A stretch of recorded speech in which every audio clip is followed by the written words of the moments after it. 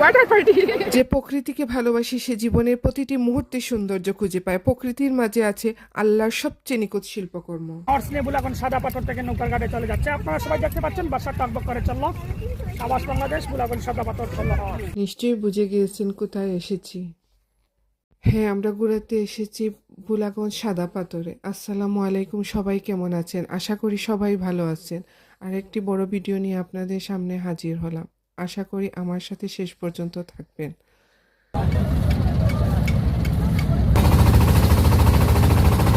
ভাই বোন সবাই মিলে ঘুরতে এসেছি সাদা পাথরে। প্রথমেই আমরা ইঞ্জিন নৌকা নিয়ে 0 পয়েন্টের উদ্দেশ্যে রওনা হলাম। সিলেটের সাদা পাথর হল গোয়াইনঘাট উপজেলার ভোলাগঞ্জ এলাকায় অবস্থিত একটি বিখ্যাত পর্যটন কেন্দ্র। এখানে পাহাড় থেকে নেমে আসা ধলাই নদীর স্বচ্ছ পানির মধ্যে দেখা যায় প্রচুর সাদা ধূসর পাথর, যেখান থেকে এর নামকরণ। এটি সিলেট শহর থেকে প্রায় 33 থেকে 35 কিলোমিটার দূরে অবস্থিত। পর্যটকদের জন্য এখানে নৌকা ভ্রমণ, পিকনিক স্পট এবং প্রাকৃতিক সৌন্দর্য উপভোগ করার সুযোগ রয়েছে। বর্ষাকালে এখানে পানির প্রবাহ বেশি থাকে, তখন দৃশ্য আরও মনোমুগ্ধকর হয়। ধলাই নদীর পানি এতটাই স্বচ্ছ যে তলায় থাকা সাদা পাথরগুলো স্পষ্ট দেখা যায়। ভোলাগঞ্জ সাদা পাথর ভারতের মেঘালয়ের পাহাড় ঘেঁষে অবস্থিত। এটি আসলেই দেখার মতো। আলহামদুলিল্লাহ, অনেক সুন্দর এবং এই আনন্দঘন মুহূর্ত প্রকৃতির মাঝে যেন অনেক কিছু খুঁজে পাওয়া যায়।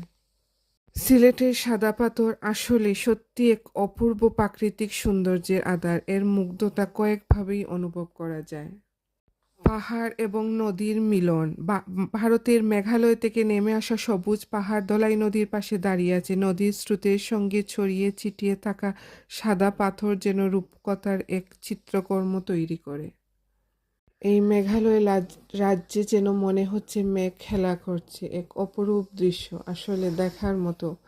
যে কখনো যায়নি সে যদি একবার যায় তাহলে প্রকৃতির প্রেমে পড়ে যাবে। সবাই অনেক আনন্দ ঘন মুহূর্তে আমরা সবাই খুব বেশি উপভোগ করেছি। বাচ্চারা তো পানি থেকে উঠতেই চাচ্ছে না। ধলাই নদীর পানি এতটাই স্বচ্ছ যে তলদেশে থাকা সাদা ধূসর পাথরগুলো চোখে পড়ে। রোদেলা দিনে পানির উপর সূর্যের আলো পড়লে পাথরগুলো ঝলমল করে ওঠে। পাথরের রূপ বৈচিত্র্যের কথা বললে তো এটাই বলতে হয়, পাথরের আকার আকৃতি ভিন্ন ভিন্ন, কেউ গোলাকার, কেউ আবার চেপ্টা। এদের উপর দিয়ে পানি বয়ে গেলে শব্দ আর দৃশ্য একসাথে মনকে প্রশান্ত করে দেয়।